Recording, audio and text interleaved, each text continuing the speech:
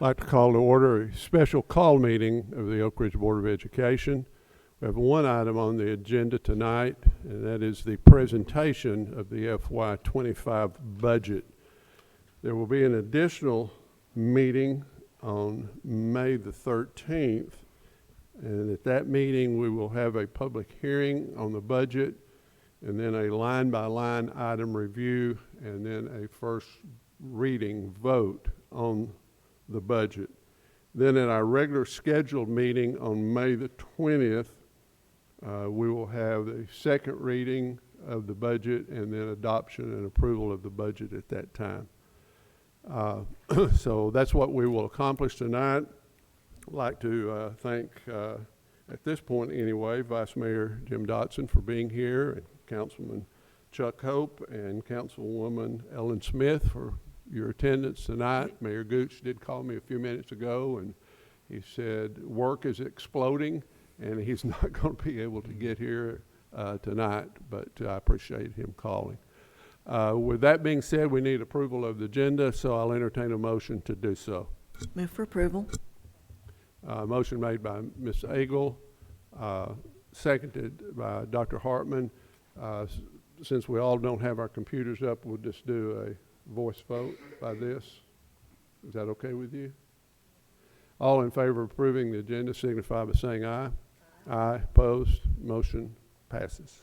Dr. Borchers, it's all yours. All right, thank you, Mr. Chairman. We'll get right into this. Like many years in the past, we are talking about budget tonight, but I also want to talk about academic achievement and living out our core values of student first, so that we're kind of grounded in why we're doing what we're doing. So tonight we'll talk about some academic achievement, some recent recognitions, and then what lies ahead. We always want to talk about our mission and vision, and basically our mission, I break that down into excellence in education. We talk a lot about excellence, and I know the council talks a lot about excellence for the city of Oak Ridge, and that's something that we talk about on a regular basis. And then our vision is every student prepared for college, career, and life success. And if you haven't seen our new core values on the wall over here, we have those up and visually available for everybody, but like I said, we're going to live out that students first value as we talk about the budget this evening. I'm not going to read through all of these great accomplishments, but I'm going to show you some elementary stats and some middle school and high school, SCA and preschool here very quickly, but just some amazing work being done by the leaders in this room and the wonderful, amazing teachers out in the building making these things happen. It's just some amazing increases here across the board. 23-24. So those are some great academic achievements for the elementary level. Again, highlighting the middle school level at Jefferson and Robertsville, just doing some amazing work in both of those buildings. Very, very happy with what they're doing out there. Our high school, we've got a great Algebra 1 PLC working well and doing some great things with their achievement, as well as the preschool and Secret City Academy. Just proud up and down the board, preschool through the high school, just great people doing great work for our kids. Some recent recognitions. We had Linden named as a National Blue Ribbon School last year. 6 of our 7 schools were a letter grade school. We had 3 award schools. We had Linden, Willowbrook, and Glenwood from last year, and then level 5 growth as a district.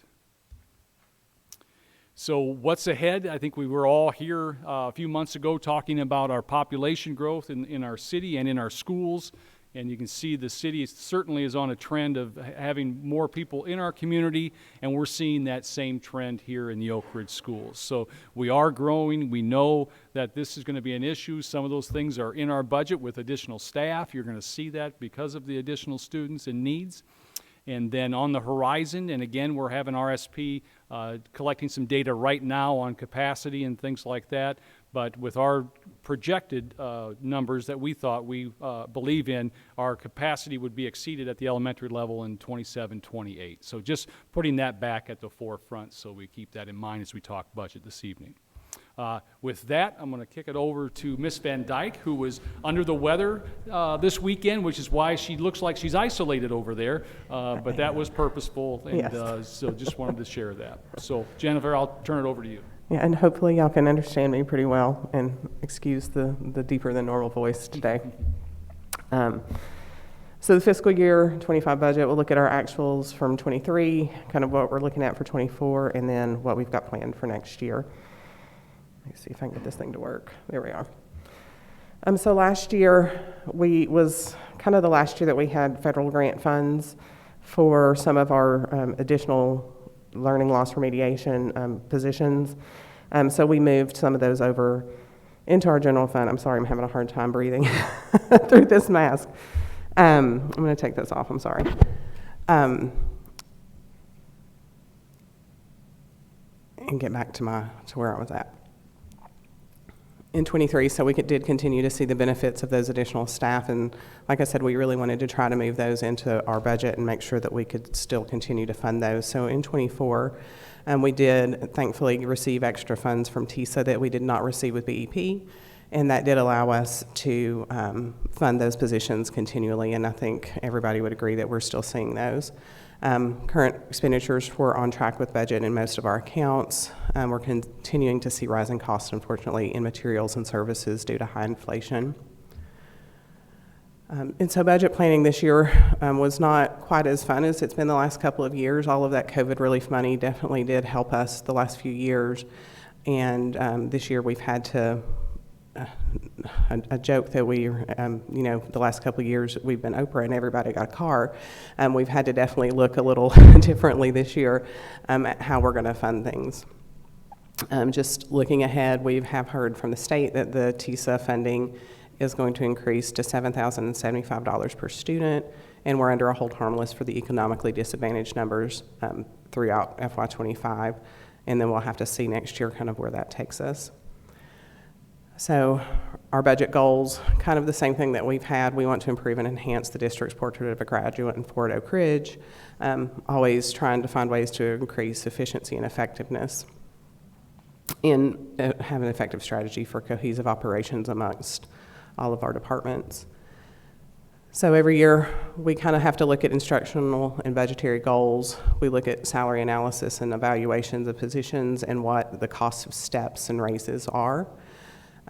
Look at what our estimated TISA funding and anticipated property and sales tax revenues, and what use of fund balance or reserves that we may need to use. And so for our FY25 budget for all funds, we're looking at around $84 million, almost $76 million of that being from our general fund. Revenue assumptions, we're looking at sales and property tax estimates are up for both counties.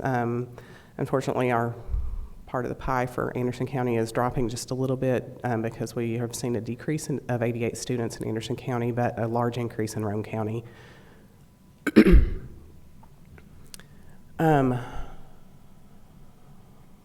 So our general fund overall increase of 3.12% over our FY24 amended budget.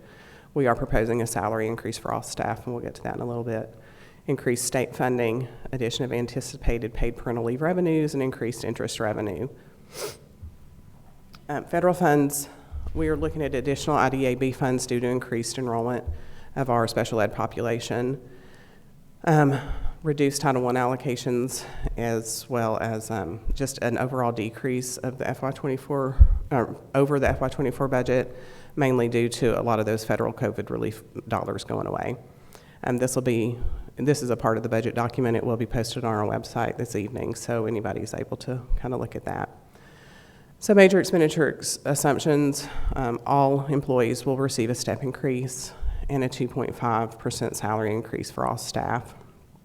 All of our departments are seeing, like I said earlier, inflationary increases, so we've had to increase across the entire district for those.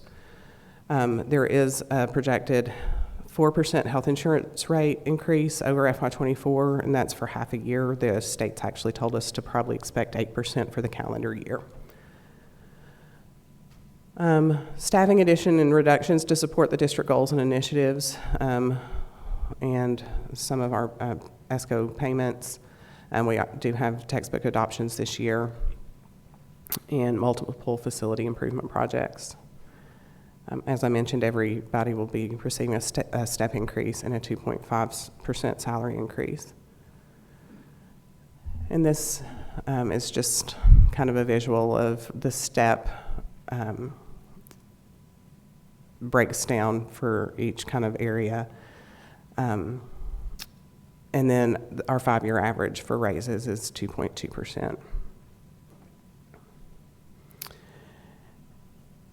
So, and this is just kind of what it cost. So for eligible staff to receive a step increase in this year's budget was a little over $500,000. A 2.5% increase for all staff was an additional $1.3 million, then a total of almost $1.9 million in increased salaries and benefits for the step and salary increases. We are looking at adding some additional positions, as Dr. Borchers mentioned, due to our increased enrollment. 2 teachers at Woodland, some SPED positions, and an ELL teacher.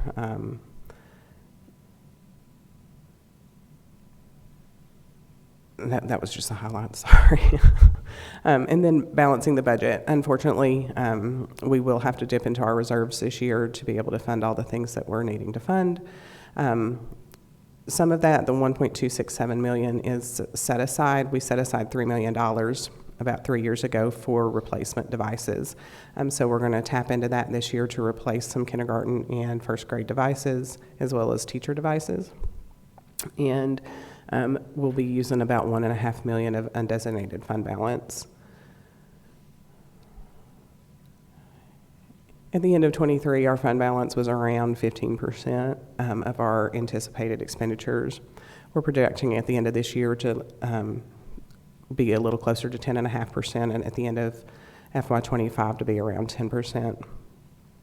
And that's, and then this is just kind of the chart of how our fund balance flows and why we have to have those reserves on hand 2 months out of the year. In May and July, we do not receive funding from the state, so we have to have cash reserves in order to maintain and pay our bills, basically have this money set in savings. As you saw a couple of slides ago, we did have a higher than typical fund balance there for a couple of years, and we made the decision to try to use some of that to fund some projects this year. And so we're getting closer to where we kind of want to be, around that 10% range. And that is all I have on. All right. Thank you, Jennifer. I'm going to ask Mr. Thacker to finish this up. We always talk about capital projects and funding during this presentation. So, Alan, do you want to go ahead? Sure. Looking at capital projects and funding that we have been working with the city regularly, there's a couple of areas that we do a cooperative approach, one of which has lately been joint facilities, such as our athletic fields, baseball, softball, athletic fields, and of course Blankenship Field. So we jointly work with those. And then the roofing replacement plan that we've continued to work with, and we'll be working toward doing Woodland this year. All of our projects are based on the facility and capacity study, so we know where to target our limited funding. This is a historical view of our CIP investment from the city. Every year you can see how we've been flat for the last 4 years at $300,000. Future possibilities of use of CIP funding, a new SAB building and a new school in addition to other schools for growth are two of our top areas, and then maintaining our current venues, athletic fields, and remodeling other areas. We also know that there's a scheduled replacement of district HVAC equipment that's at or beyond its useful life. That is going to be coming up very quickly, mostly with the high school and with Glenwood, based on their age. Again, back to the roofing update, we're working on the Roof Connect plan that was provided to the city and the schools, and that's been a joint project that we've been doing. The 3 schools that are on our target list right now, Woodland being this summer, Jefferson will be the next in line, and then several additional sections of Oak Ridge High School will need to be addressed as well. An update on ESG, Phase 1 and Phase 2 are complete. You can see some of the results of that from the photos, and we are in discussions with possible Phase 3, depending on funding and how things would work out and how we can utilize that to reduce the cost of future CIP needs. All right, thank you, Mr. Thacker, appreciate that. And then Mr. Philauer, Chairman Philauer, you mentioned some dates coming up. Here that is on the slides here for our process for the budget season. So we're doing our joint presentation of the budget this evening, and then on May 13th, we'll start that line by line, as you said earlier. So that's what we have for the board and city council this evening. Dr. Borchers, if you'll help me with a time table here, I think a couple of things worth mentioning. I'll just start out saying a number of years ago, and you can help me with exactly how many that number is. We felt like that our salary schedules were out of kilter, and we contracted with a company called Leanfrog to kind of bring that into what we felt like was a fair and equitable salary schedules across the board. And how many years ago? That was implemented in 2020. In 21. Well, we're still in that process, and we're already looking ahead, working with Leanfrog again to still rectify some situations that we're not, I'll just say, real happy with, and that we're trying to develop the equity across the board. So that's forthcoming as well to look at that. And I mentioned this before, but I think it's important to mention. The state of Tennessee legislated that by the year 2027, Yep. that the beginning salary for teachers across the state of Tennessee would be $50,000. We implemented that beginning salary last year of $50,000. So you see a lot of districts beginning to raise teachers' salaries. They're trying to get to that point. We took the initiative to already get there. So I think that's an important aspect to understand as we proceed ahead in this budget process. Comments from other board members? If you're interested in more detail, then, and I know everybody got a handout. If you didn't get one and you would like one, we can provide that for you, and it will be up on our website, maybe already up. That's probably all you're there. It's getting close. It'll be up by tomorrow for sure. You can go there, or you can welcome to attend any of our meetings and listen and participate in the discussion, or you can watch it on TV. Dr. Borchers, anything else? No, just thanks to my team that helped work on this, and for Jennifer to make it in here this evening and slug through this tonight. Well, and I'll end by saying that we've been very fortunate over the last several years, COVID, the ESSER money, and others, that have given us opportunities to fund things that we would have not been able to do had it not been for that money. That money's gone. It's going away. So we have to start taking a look at how we can continue not only to stay where we are, but to move steps ahead. And that's going to be our goal as a board, to figure out within this budget how we can do that. All of us at Christmas always have a Christmas list that's about like this. But Santa Claus doesn't always bring that list. It's sometimes this list.